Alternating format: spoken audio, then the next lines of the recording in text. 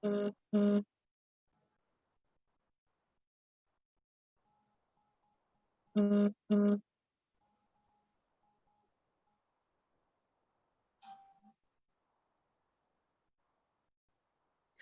evening and welcome to this Facebook Live event, COVID-19 and Safe Workplaces. And I want to start by thanking all reps and members, firstly for joining us tonight, but also for everything you're doing in terms of delivering services and in the case of our reps, doing a great job on behalf of our members. The purpose of tonight is to update everybody about the coronavirus talks, but also to discuss pay and some of the emerging issues in the DWP. So can I ask people to, as you would normally do, submit your questions via chat, and I'll get through as many of those as I can. Please like and share this live event because it is live, and obviously the more you like it, the more you share it, the more we can publicise what we're doing. By way of introduction, I'm Fran Heathcote. I'm the National President of PCS, and joining me tonight is Mark Swatker, our General Secretary. I'd also like to give a really big shout out to Richard Law, who's our signer. He does a fantastic job in terms of communicating all of this as we go along. I'm told, and I'm not the greatest expert when it comes to football, that Mark's made a big sacrifice this evening. Apparently it's a very key game with Cardiff versus Fulham, and at the time of discussing it last, I think Cardiff were 2-0 down, so Mark's remaining optimistic. I think he's preparing himself for the worst, but hoping for the best, as you always do. So without any further introduction, I'd like to go straight into a number of the questions we've already received. I mean, obviously, as I say, keep posting your questions, but we have had some in advance. And can I start off by asking you, Mark, about coronavirus? There've been talks with the Cabinet Office at the end of last week and again at the start of this week in relation to what is definitely a change in approach to home working. Can you update us on those? Yes, certainly, Fran. Excuse me. And like you, can I thank everybody for joining us? There's been a very sudden shift in the Cabinet Office's position, and that basically follows the speech Boris Johnson made to the nation on Friday, the 10th of July. And just before I go into the change, I think it's important to reflect what was happening before Boris Johnson made his speech. Our members, majority of whom were working from home, quite a lot were on paid special leave, who were shielding or in a vulnerable position, but we had a considerable amount of members, tens of thousands, who've been in the workplace right from the get-go delivering frontline services. And our goal has been to get anyone who can to work from home, because that's been the safest place to be, particularly during the height of the pandemic. For anyone who is vulnerable, that they should be on paid special leave. And anyone who has had to go to work, those workplaces must be safe, which is why we launched our 5 tests to ensure that if people weren't able to work from home, their workplace must be safe.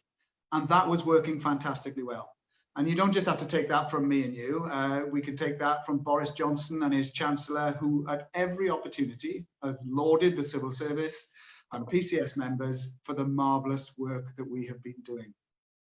So our view has been, why change that if it's working well, if the safest thing for people to do is not take risks?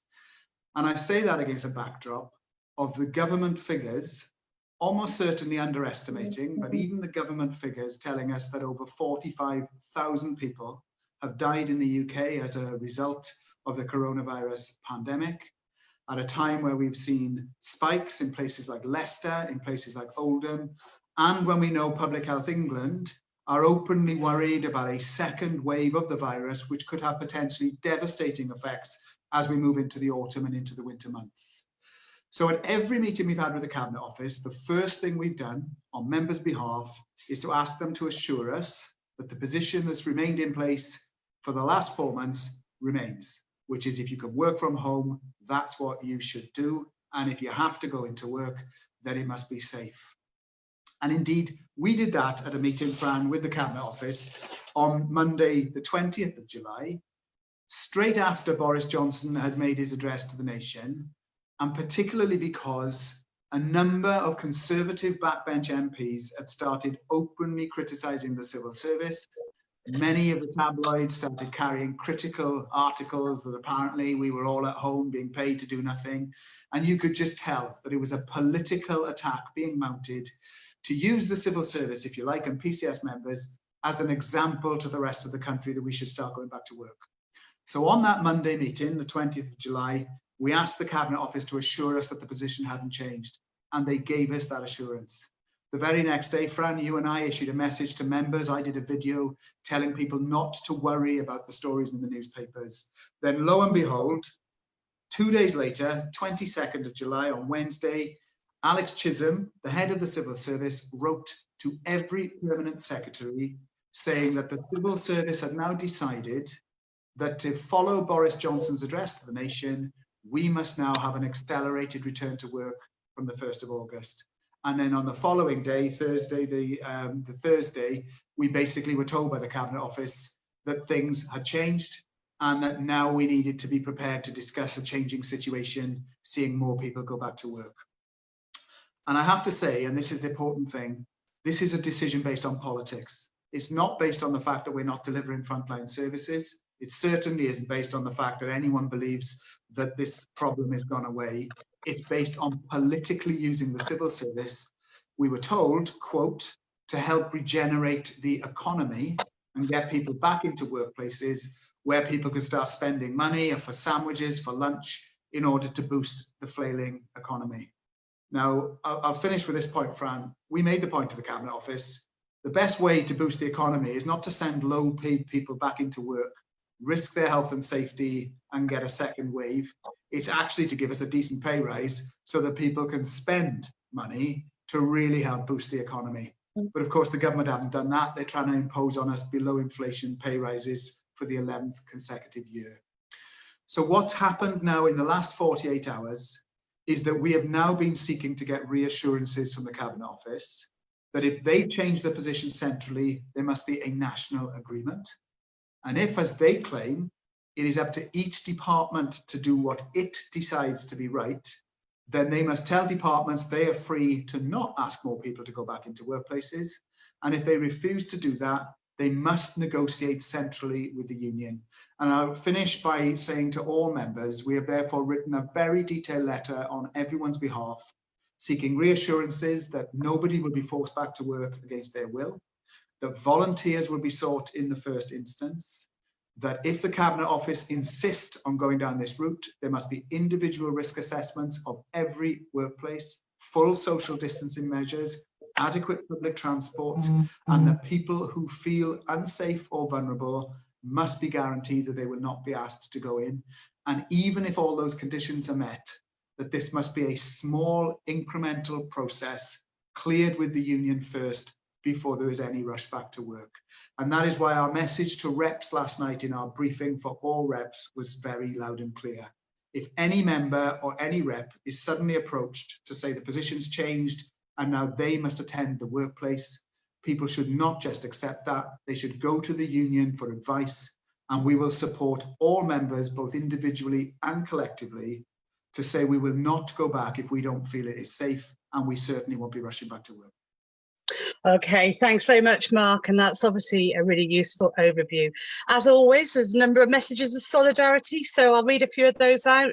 DWP West Wales branch, DWP Glasgow, HMRC Portsdown Vectis branch, HMRC Peterlee, CPS East Mids and Eastern, Revenue and Customs Benton Park View, MOJ Midwest, and Home Office HQ shouting please stay safe. From all solidarity from all in the Scottish DWP region, from the DWP City of Sunderland, and from Dundee Pension Centre. So that's a good first tranche to be going on with. So thanks for all of those messages, and we'll move on to a number of questions that have already come in. So if we start, Mark, with a question from both Tarks and Dave, who both ask whether there are any changes in Cabinet Office advice on home working in the devolved areas. So the Cabinet Office have been very clear, and in fact, Alex Chisholm's letter to every department makes it clear that people in the devolved nations must follow the rules set down by the devolved government. So if you are in Scotland, Wales or Northern Ireland, the rules that apply are those that are set out in those nations. And indeed, today there's been an announcement by the Scottish Government that non-essential offices and call centres will not be opening until mid-September at the absolute latest, which tells us there is a very clear difference between what the Scottish Government and the Welsh Government, for that matter, is saying, and the government at Westminster.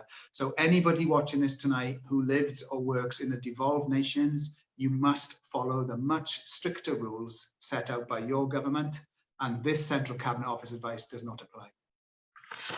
Okay, thanks so much, Mark. Well, that's nice and clear. So there's a good start. Okay, Claire and Joanne, both from the DWP, have both asked if the 2 metre rule is reducing to 1 metre, and if so, will we need to wear masks? So we are clear as a union that we believe the 2 metre rule is still critical and it's still important. Nothing that we've seen from any medical evidence or following any of the briefings justifies changing the 2 metre rule that has been in place from the get-go, and that's the position that we have maintained in all negotiations with employers and with the government. However, a number of weeks ago, guidance issued did begin to indicate that there was now a move to go from the 2 metres to the so-called 1 metre plus. We have made it clear that we don't accept that change. But we are also very clear that if the full social distancing, and for us, that means 2 metres cannot be observed, it is essential that people wear masks, and it is essential that as appropriate, people access full PPE. And we should be in no doubt, because if there is an attempt to get more people back into the workplace quickly, and I want to reassure people, we're doing everything we can to slow that down. And we are waiting because we've been promised that every department's plans will be given to the union for the union to scrutinise. So we're hoping that when these plans come through, we're not going to see a big move to speed things up. But let's be clear, if anyone does attempt to speed it up, we cannot compromise on the social distancing, wearing of masks and the PPE. And if anybody believes they're being asked to work in that environment, it's critical you contact the union immediately so we can give you your individual rights under health and safety law, and we can also give you our advice as to how to respond to that individually and collectively. Okay, thank you. Just a couple more shout outs. HMRC London North, Oldham Job Centre and Revenue and Customs Canary Wharf all say hi and solidarity. So thanks for those. The next question, there are a number of people that have asked for a variation on this question. Dawn from the MOJ, Leslie from DWP, David from the MOJ, Dawn from the Defence Sector Group, Joanne from DWP and Tim from Revenue and Customs all have underlying health conditions or are shielding family members in vulnerable groups and want to know if they'll be told to go back into the workplace, and if so, what should they do? So I'm glad this question's come up, because obviously it's of critical importance and literally it can mean the difference between life and death for people. We were very clear when we saw sight of the letter that has gone out from the centre, that letter made it clear that people in those categories would not and should not be asked to go back to work. So we have sought a categoric assurance in our negotiations, and sadly we have not yet received such a categoric reassurance. Therefore, our position is clear that we will continue to pursue that, because at the end of the day, it would be a scandal if anyone felt, either individually or if they are with a vulnerable person, that they were being faced with a choice of doing what a manager asks them to do or keeping safe. So we will continue to press for an absolute cast iron guarantee. But in the meantime, if in the unlikely event anyone is asked who is in that position, our advice is to not agree and to contact the union immediately, because there is a range of things that people could consider, whether it would be using health and safety legislation because you believe you are in serious imminent danger, the so-called Section 44, or whether or not we could make an argument that it directly breaches what we understand Alec Chisholm told permanent secretaries. And given that it's accepted at the centre that no matter what happens in the next few weeks or months, we cannot go back to 100% of people being back in a workplace, because they wouldn't be, to use the Prime Minister's words, COVID-safe workplaces. So every workplace will have a limit on the amount of people who can be in at any one time. We know that that's going to happen. The key now is to work out, is that 30% of normal occupation? Is it 40%? Is it 50%? But what stands to reason is, if it isn't 100%, then it must follow that people in the vulnerable category would absolutely have to be the very last people to be asked to put themselves in that position. So our view is clear: people should not go to work. If you are asked, contact the union immediately for advice. Okay, many thanks, Mark. We have Jane and Leslie, both from the MOJ, who are concerned about returning to work within the courts. We'll take those issues up, Jane and Leslie, directly with the MOJ group and be in touch with you. So we'll deal with those in that way. Okay, Mick from the DWP says, 4 weeks ago, I was asked to return to work as I couldn't work at home. I've been at work a week and I don't feel completely safe there. I'm 65 and there's still no improvement in my health conditions, and I don't expect them to improve. I'm wearing gloves and a mask all of the time at work because I'm scared of being infected with the coronavirus. Was I wrong to agree to return to work? Mark, I don't know if you want to comment on that. So Mick, I think you said the yes. question's name. Yeah. So Mick, it's not about whether you were wrong. I mean, I don't think it is for us to tell anybody that they're wrong. People make decisions for various complex reasons. What I would say is that given the uncertainty that you feel and the risk that you're at, you need to go and speak to a local union representative or contact us for some individual advice on our coronavirus central help service. Because if you're feeling the way you describe, and I completely get it, you know, we've had deaths amongst PCS members, we've had people with families, we know how traumatic this is. People find going to work often a stressful situation at the best of times, particularly in highly pressured departments like the DWP. You cannot work with the additional stress and worry about your individual health in your circumstances, not just because of the age that you mentioned, which clearly was an age that the government covered in its initial advice way back in March, but also if you may have any underlying health conditions. So what I would say is rather than ask yourself, were you right or wrong, go with your instincts now that your question tells us you're feeling worried. Contact your local rep. If you're in an office where there isn't a local rep, contact PCS or leave your details now with us, and we will get somebody to ring you to talk through your situation. But I think what's most important now is not worrying about a decision you made a month ago, but worrying about tomorrow and how you feel and ensuring you remove yourself from any stressful situation. Okay, thanks very much, Mark. I'll try and read out a few more solidarity messages. The Defence Sector Group Northwest, DWP Gloucester, HMRC Croydon, DWP Beds and Hearts, DWP Coventry and Warwickshire, Cardiff and District DWP, HMPO Durham, DWP Manchester, DWP Devon, Forestry Commission National Branch, DEFRA Northwest and Cumbria Branch. So that's a big range of them.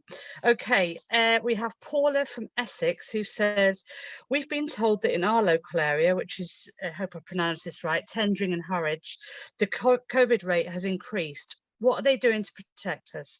How can vulnerable staff come back to work when the numbers are increasing? And I think that's quite a widely felt view. I don't know if there's anything you want to say on that, Mark. Well, what I would say about that is have a look at the PCS 5 tests, because the 5 tests, of course, were designed to apply nationally, but also locally. And one of the things we said, because the first test was that we felt nobody should ask to go back to a workplace until communities were safe. And we said communities deliberately because it was already clear that the rate, the R rate, the infection rate, was going to be different in different parts of the country. And we've seen right from the get-go that that has been the case. And we've seen not just London with particular problems at the beginning, but we have seen recently places like Leicester, we've mentioned Oldham, where there has been a spike and there's been a local lockdown in Leicester.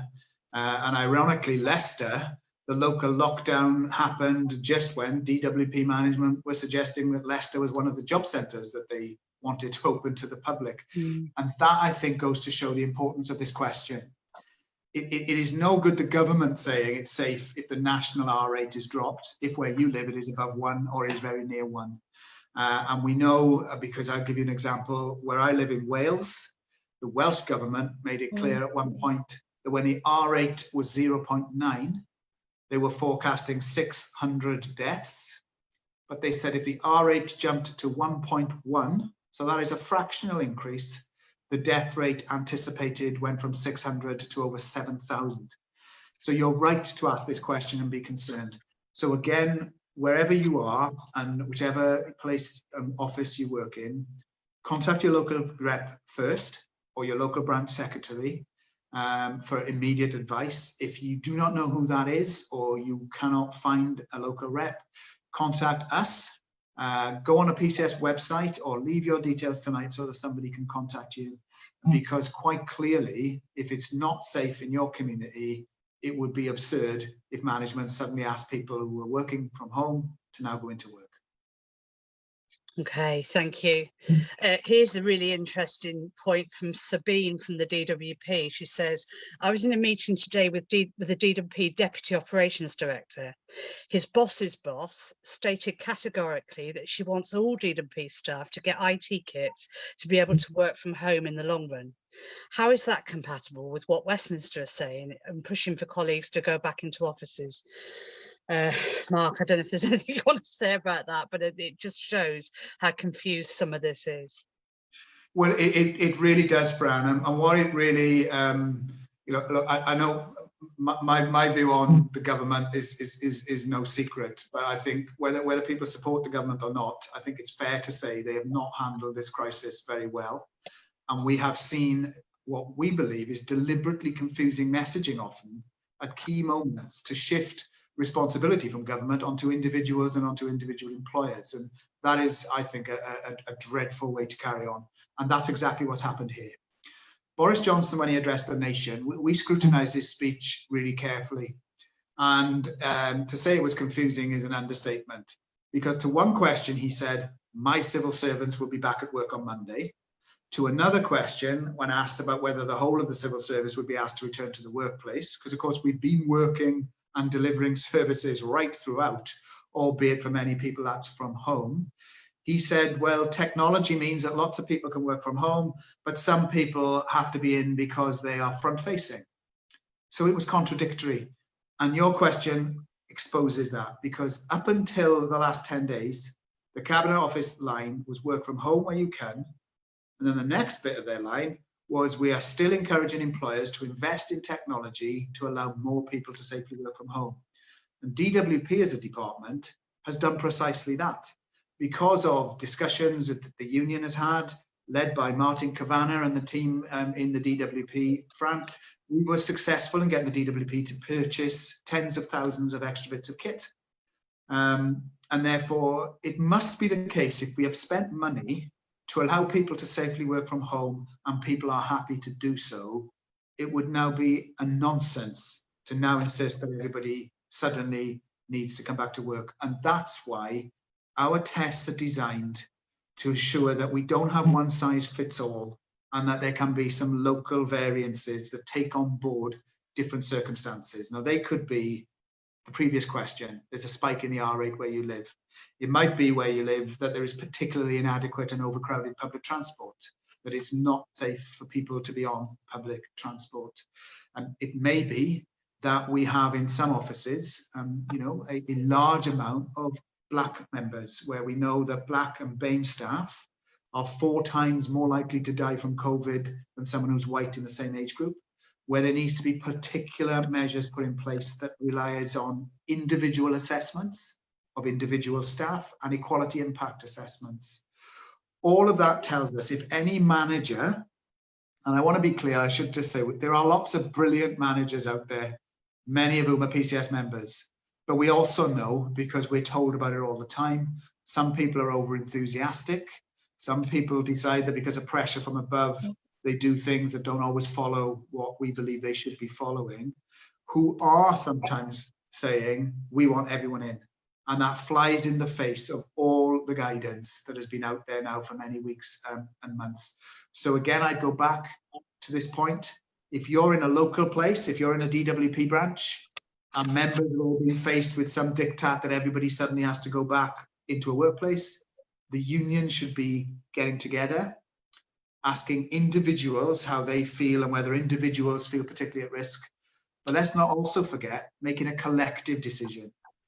Our NEC is very clear. If we have any PCS workplace or PCS branch where our members have collectively said, we are not happy with what we're being told, we will support those members who are not prepared to just go along and do what they've been asked. And I think it's very important, Fran, that we stress that. So again, if you're watching this individually, or a rep or a member, you're not on your own. Get together, talk about it locally, but ask for advice if you need the union to come down and give any specific advice. Okay, thank you. Okay, next batch of shout outs: DWP Fylde, DWP South Shields, HMRC South Wales, HMRC Cumbernauld, DWP Dundee, HMRC Waterview Park, DWP Sheffield, MOD Portsmouth, HMRC Thornaby, and DWP Basildon. So thanks to all of you for sending those messages in. Okay, this one's a bit different. Other members want to go back to the workplace. Liz from the public sector group says, I've not enjoyed working from home. It's been really detrimental to my well-being and that of my family, and I had to fight hard to be allowed back into the office.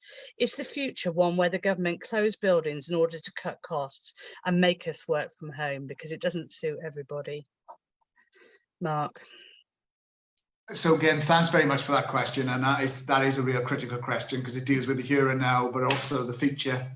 And let's be clear, we have always recognised that there will be many PCS members for whom working from home has not been an enjoyable experience. That can be because people have circumstances at home. It can be isolating for some people. Some people haven't felt they've had the right equipment. And so whilst being at home has clearly been the safest place to be for the last 4 or 5 months, and that's what the government has said, we know that that has not worked for everyone. So we are clear that in this phase now where they're asking more people to go to the workplace, it's one of the reasons why our upfront position was obviously the workplace must be safe, but volunteers should be sought first. Because clearly if there are people who believe they would rather be in work and it is safe to do so, it's got to be better that those who want to do that are the first ones to be asked rather than everybody being compelled. So the first thing I would say is we recognise that for some people this has been difficult. At the end of the day, our overwhelming priority must be people are safe. But when it gets into a situation where there is a slow return to the workplace, we believe it should be volunteers first. Now, the second question then is about the future. I have no doubt that when we get the public spending announcements made by the Chancellor later in the year, there's going to be a huge squeeze on public spending. Boris Johnson has said there'll be no return to austerity. Well, we'll wait and see on that one. But there's already rumours that there could be a public sector pay freeze. And there are lots of rumours that looking at office buildings and estates to save money may well be somewhere where the government wants to look. Now, we're very clear that we think that for members in a redundancy situation, so for example, if an office is closed and we can't stop the office closure, offering home working as an alternative to redundancy will work for some people. And for those people, we want that option to be there. But where that works, and lots of people have enjoyed it, that's got to be better than losing your job. But we're also clear that if that doesn't work for people, then people must have a future in workplaces, and that those workplaces cannot just be in the cities of the UK, leaving so many towns and villages left behind.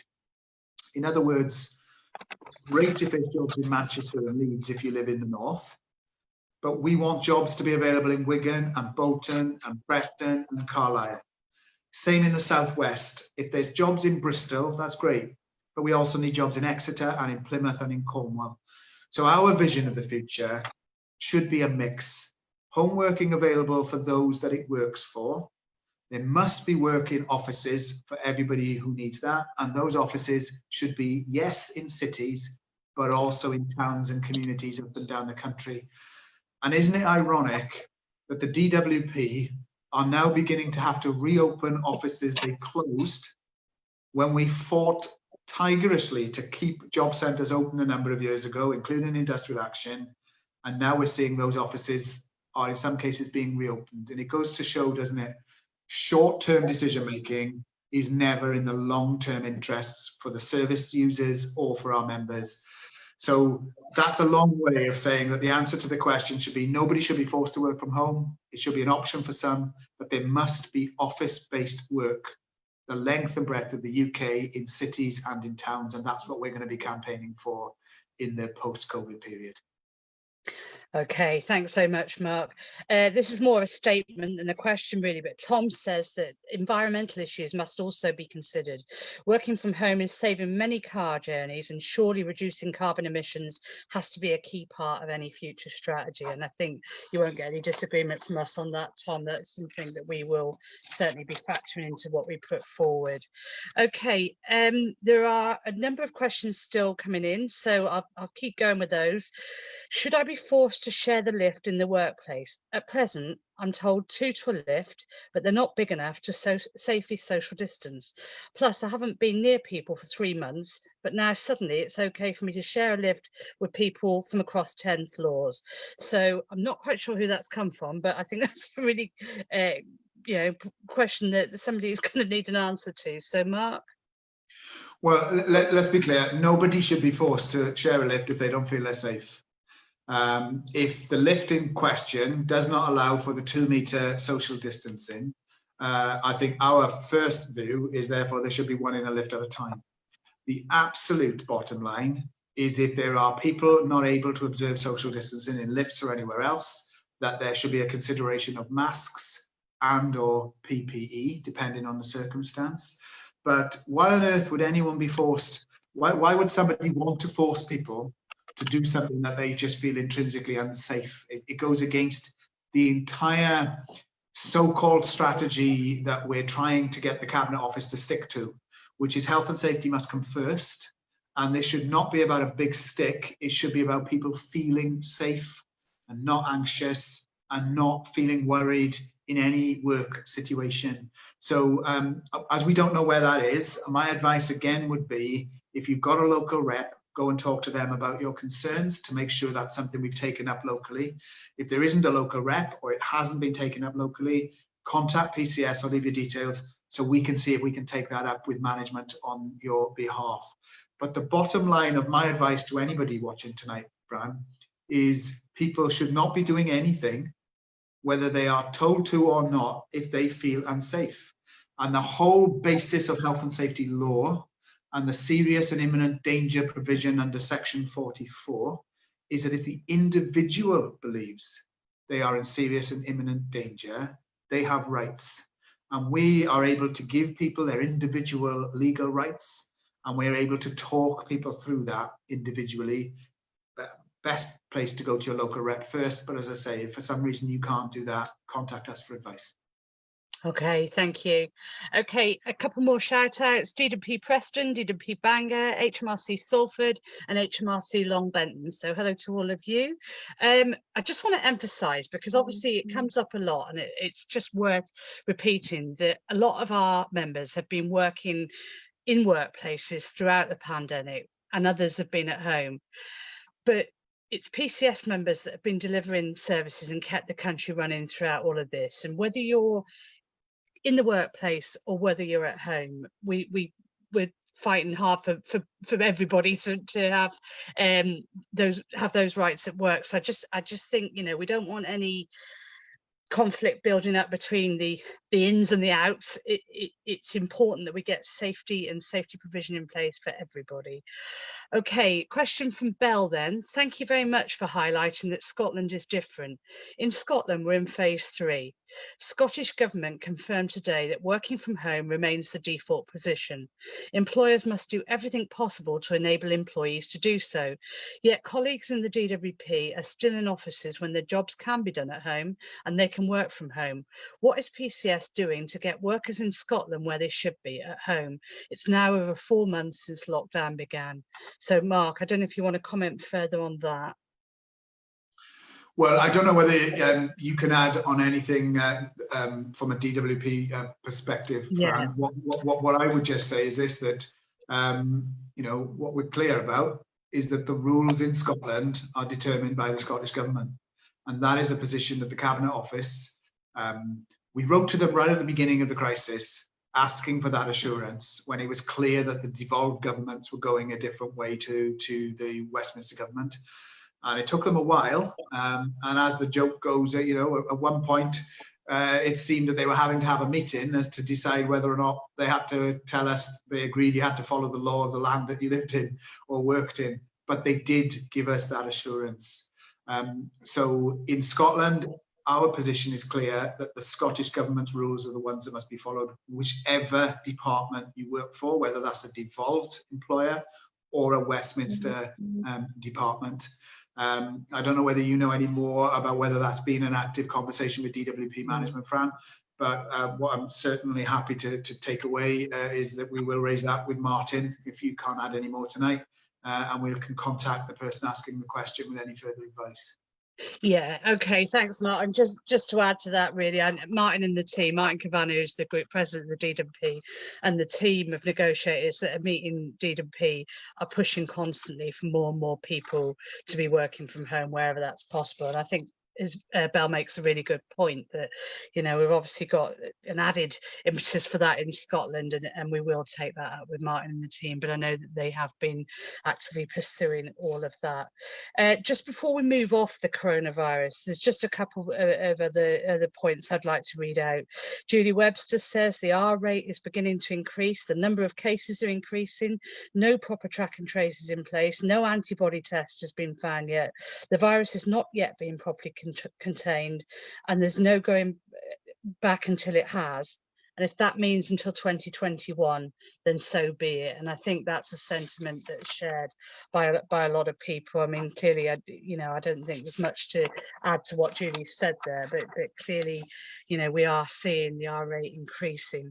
And James from Student Loans says, people in my office are getting sent home to work to make room for myself and a couple of colleagues who've been shielding to go back into the workplace. How is that fair? Mark, I don't know if there's anything you want to say on that, but I mean, it does seem madness, doesn't it, that that they've been shielding and at home and now been told to go back in, and other people who've been in have been told to go home to work to allow them to come back in. I don't know if there's anything you want to say on that. Well, I mean, you just scratch your head, don't you? Because that does just seem to be an astonishing turn of events. And again, I think, as with many of the things coming up tonight, it is important that if these things look like they're contradictory to what we believe should be happening, we need to challenge them if we haven't challenged them already. And therefore, not only does that situation seem absurd, but going back to Julie's point, I mean, I couldn't agree with you. Julie summed up brilliantly, really, what's wrong with the government's approach. And it is driven by politics, and it's not driven by a common sense approach to the situation at all. What nobody knows, because nobody can tell what's going to happen. What we do know is there is obviously a very real worry that there could be a second wave, and that if there was a second wave in the winter, it could be even more devastating than the trauma that the country has already been through. And therefore, why would anybody even wish to risk a situation on a par or even worse than we've been through until it was certain that we were out of the woods? And I think what this really becomes about then is the government looking at the cost to the economy. And of course, our view, and we've made this very clear in the TUC discussions, is that the real long-term fatal damage to the economy would be if a second wave was to have devastating effects moving forward, but that in any event, people's health and safety surely must come first. And so the thing that Julie mentioned, and I think it is right to make this point now, is up until this sudden change of direction, we were broadly satisfied that the agreements we had meant that most people were reporting to us that they felt that things were working quite well. They were either able to work from home, or they're in a workplace where they felt that the measures were working generally okay. There were obviously exceptions to that, Fran, and we tried to deal with them. What we don't know sitting here tonight is whether the change of approach will now see employers seek to escalate quickly and rapidly try to get more people into the workplace, or whether they're going to go really slowly. We will know that when we see their plans in the coming weeks. If those plans show us it's slowly, we may be able to get through this on the basis of our 5 tests being met and people genuinely believing that they're okay. If those plans indicate that they're trying to rush, we're going to have problems. And that's where we have to stress, therefore, the strength of the union will become critical to people's local circumstances. And that means if you are now in a PCS branch or in a group or department and you sense there's problems coming, now's the time to us to ensure that the union's members, we can contact them all, people are joining PCS, because we may have to collectively make a stand in a local branch or on a wider basis than that. So it's important that we start thinking about that now. But if you're an individual on here tonight and you are just concerned now today about your own situation, we can also give individuals help, advice and support, including your legal rights. So, you know, whatever your situation, you're not alone. And that's the key message I think I want to get across, is you're not alone. And if you get a phone call or a manager suddenly say, now it's time to go in, do not think you have to put the phone down and just do what you've been asked. Ask the union for advice first. If in doubt, always check it out. Okay, thank you very much, Mark. And just a very quick shout out to DVSA in West Midlands. Okay, I think it's time to move on. I'm just conscious of the time. There are a number of really important issues as well, Mark, besides all of this. Can you give us a quick update on pay and the petition, if that's okay? Yeah, certainly. I mean, obviously, what's become clear, and it's become even more clear since the government made an announcement for just under 1 million public sector workers a few weeks ago, that our pay position is totally unacceptable. You know, we all know that we have been losing real terms value of our pay for over a decade. That's over 20% for some of our members. We have gone as a public service to have lost in real terms, not just the value of our pensions and many of our terms and conditions, but the value of our pay. That is why this year we submitted a 10% pay claim for all of our members, because that in reality is half of what we have lost for many of you.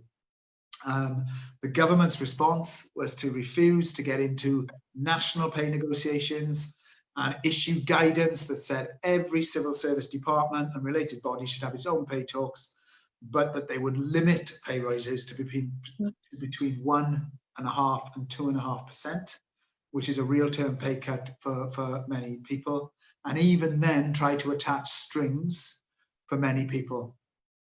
So that is why we are in talks with each department, but our negotiators will not be reaching any agreement on pay if it does not deliver real terms pay rises for our members, and crucially, if it is without any strings attached. So we are not prepared to accept, for example, reducing terms and conditions in order to get more money. That's why we've launched our national pay petition, recognizing that during this pandemic, with so many people not in a workplace, it would be very difficult to do what we might have considered in normal times, to ask people about their readiness, for example, for industrial action. So what we've decided is to launch a pay petition in order to demonstrate the strength of feeling of members and their families, and to put us in a position where if we can get 100,000 signatures on this petition, then it would tell the government that if they don't change tack during the remainder of this year, then we may well be in a position to launch industrial action if members feel strongly enough. And I'm delighted to say, Fran, that when I last looked, we were hoping to get to 10,000 signatures by the end of July. Well, we smashed that.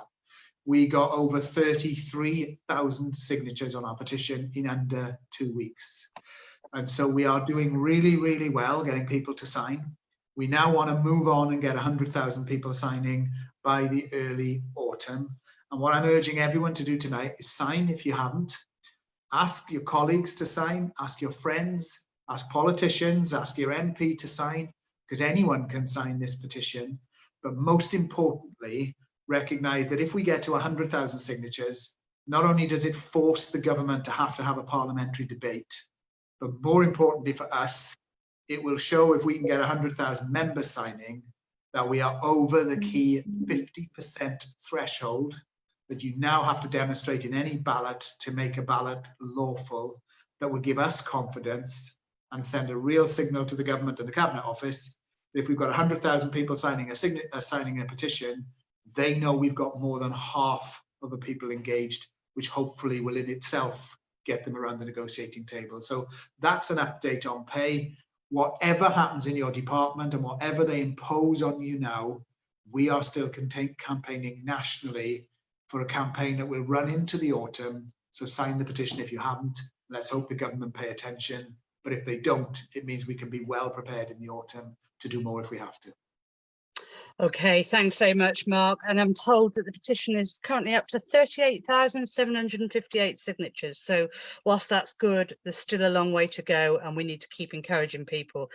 I've got a couple of shout outs. The second one I'm a bit nervous about because I know I won't be able to pronounce it and I'm sure my attempt will be laughable. The first one's easy. It's a shout out from DWP Wirral. The second one, not so much. It's I hope I can do this. Amgwedfa Cymru. Mark, you'd probably be better at that. AMGUEDDFA. Right. Well, I didn't follow the spelling, but it's Cymru is definitely the second word, well, I got that which is Wales, yeah. Which is Welsh for Wales. So the rest are not so good on. Yes. Yeah, and apparently just while we're with Wales, there is no news on the Cardiff score, I'm told, so sorry about that. Okay, just a couple of questions that people have submitted on pay. Russell from Croydon says, not surprisingly, we weren't the only public sector workers who didn't get a pay rise this year, despite delivering throughout the whole of COVID. What will the TUC be doing to address this? Oh, that's a great question. And the TUC conference is coming up in September. It's not going to be a normal conference. It's going to be done virtually and online. But we get to submit motions to that conference. And we have been very clearly arguing with our colleagues at the TUC that not only if there is a pay freeze, must there be look at a cross-union public sector pay campaign, but we should also be doing something similar on pensions, where we are also facing a similar attack on public sector pensions that affects public sector workers across the whole of the sectors. So we will be trying to make common cause, particularly with our colleagues in local government, in the education unions, and all of those in a similar situation to ourselves. And I'm very pleased to see that Unite the Union, for example, have launched a campaign recognising that many of their members were not covered by pay review bodies, and they're arguing they deserve a pay rise for what they've done in the pandemic. They're right to say that, and we are right to say that on behalf of our members. And if we can work jointly with Unite and other unions, we will do everything we can to make that happen. Okay, thanks, Mark. And Alison from the DWP asked, what's happened on pay in the DWP this year, and what about those who opted out of the employee deal? And I suppose as a member of the DWP pay team, I'm probably best placed to answer that. The pay talks have concluded in the DWP, and not surprisingly, they're bound by the remit. So therefore, that is that nobody can go over 2.5%, of which only 1.5% is funded. That money will be paid in tomorrow, in fact. It's our DWP payday tomorrow. But in terms of those who opted out of employee deal, we pushed incredibly hard to do something for them. But of course, the barrier to doing that is the remit, the fact that the DWP can't go above what they're capped at by Treasury, and that means they haven't got the money to address the issues around the opt-outs of employee deal. What they have committed to, which whilst not everything we would have wanted, is a start at least, is ongoing talks with PCS regarding those who opted out and what we're going to do to bring about pay parity in the department, for those who opted out. Now, clearly, that's quite a difficult discussion. It's one that they weren't prepared to have as part of the pay talks for this year, but they have committed to an engagement with us, an ongoing engagement about how we address all of that. Now, clearly, as I say, the money wasn't there for them to do something meaningful. That's a problem, and we pushed very hard for them to go and make a business case to address that. They declined from doing that, but we will be pursuing the matter of those people who opted out, because we recognise for those people in particular, with the pitiful 0.25% increase that they've suffered over the last 4 years, there's a really urgent need to address all of that, and that's something that we as a union are pursuing and will continue to do so. Mark, I don't know if there's anything you wanted to add on DWP pay, but I think, you know, given the time, it's probably a good point to stay with the DWP and talk about some of those decisions that have been taken by the DWP GEC today. If it's okay with you, as a DWP GEC member, I'll explain what's happened so far, and then obviously hand over to Mark. So the GEC met yesterday and today and took what we believe are really important decisions around the decision by DWP management during the pandemic to serve notice that they intend to extend opening hours and operating hours in 21 universal credit service centres and across the job centre network. Now, clearly, that's a big deal. We not only has there been no proper no demand demonstrated at all that this is necessary, but we don't believe the adequate safety measures have been put in place for them to make this extension. They haven't properly consulted, but you know, that's something that we are pursuing. In terms of part-year staff, we're seeking legal advice because we don't believe that they've been treated properly, and our position is that we are opposed to the extension of the hours, not least because of the health and safety implications on our members at this time during the pandemic, that no job centre should be open beyond 5 p.m. without a risk assessment being put in place, and then only to 6 p.m. So there shouldn't be anything beyond 6 p.m. We have agreed this today, and I think it's important to say this, but obviously it's very hot off the press. The GEC ended at 4 o'clock this afternoon. We've agreed to run a consultative ballot across all job centres and across the service centre network of those service centres affected. So that consultative ballot would run from the 17th of August to the 7th of September. There hasn't been a proper equality analysis of any of this. There's no business reason to do it.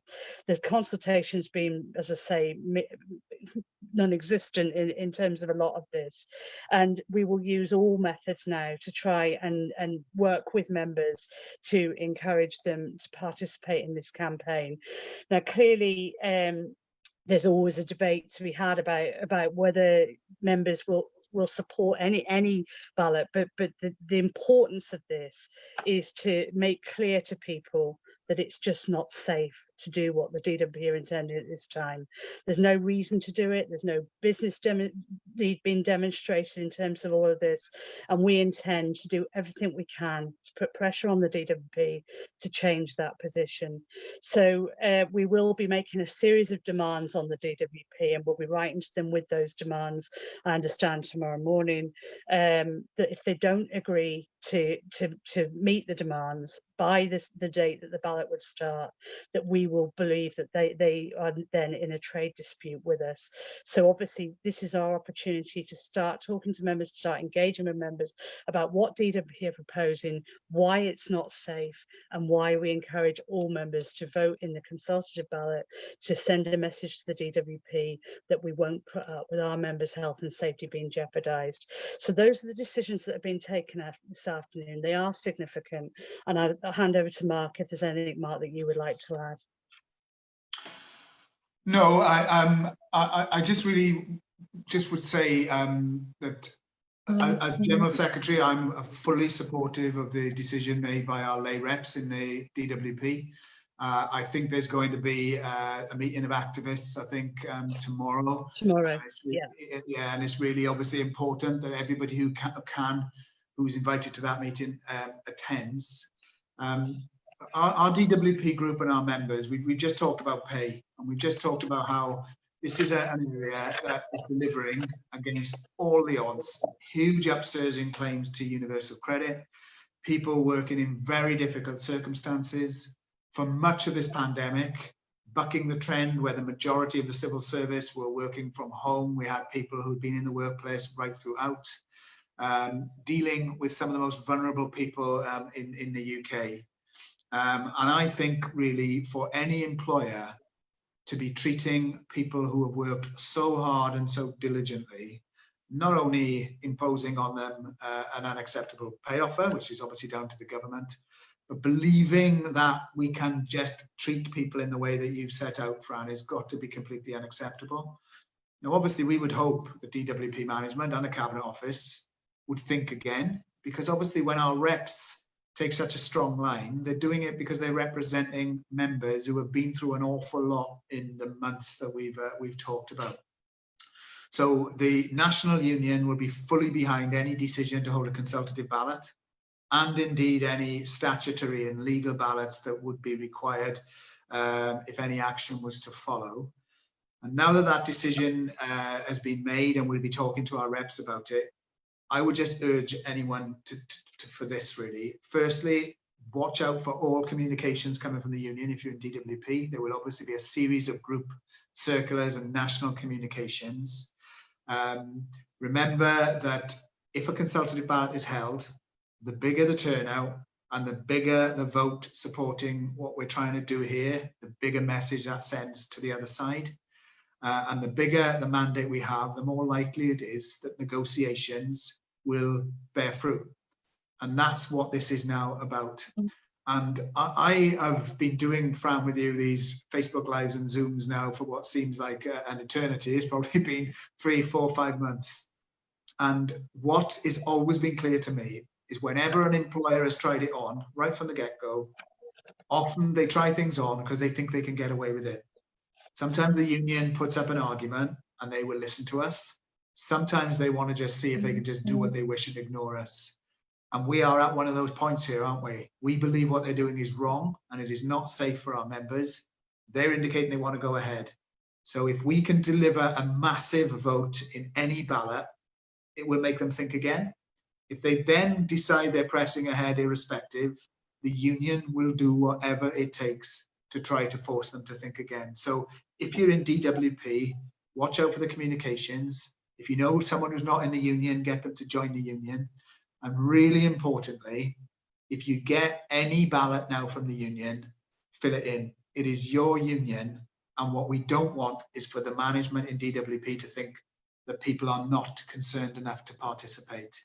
And I think as a union, both in DWP and nationally, our pledge, Fran, mine, yours, Martin Cavanagh's and the GEC's is simply this. If you give us the backing that we hope you will, we will do everything we can to get the department to change its plans.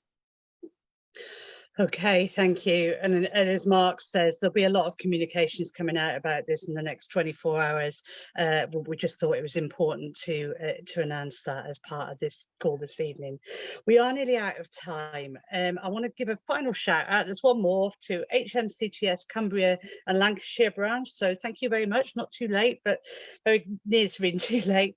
And to thank all of you for the questions that you've submitted, because clearly we've covered quite a range of topics this evening, and we've really the questions are far reaching and far ranging, but I think hopefully people will have found this useful in terms of trying to get some assurances around the union's position on a number of these very key issues.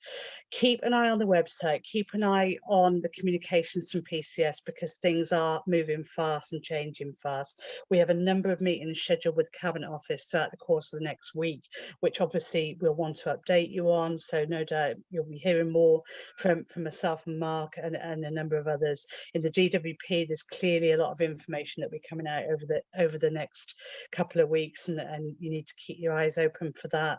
And just in closing, really, I want to say a massive thank you to Richard Law, our signer, because it's not an enviable job, is it, trying to keep up with what I know are quite, a number of us are quite fast talkers, and Richard manages to deal with all of that. So thank you very much for your efforts, Richard.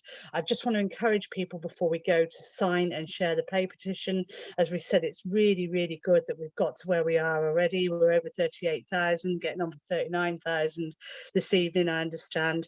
But we have a job of work to do together now in order to get the required number of people to sign it, 100,000 that we're pushing for, to generate a debate in Parliament that we know we want to be had in order to further our campaign aims. So if you haven't already, or if you've got colleagues that haven't yet signed, just encourage everybody to sign, because it is important. It is a way of taking forward our demands over pay.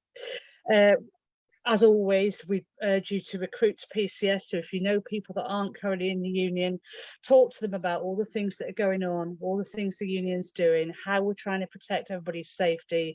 And obviously our best chance of doing that is when more and more people join the union and we have a stronger voice with which to deal and push back on some of the things that are being proposed in our various departments and nationally across government. So thank you very much for your input. Thanks for joining us tonight. No doubt there'll be more of these coming up soon. Stay safe and enjoy the rest of your evening. Thank you and good night. Thank you.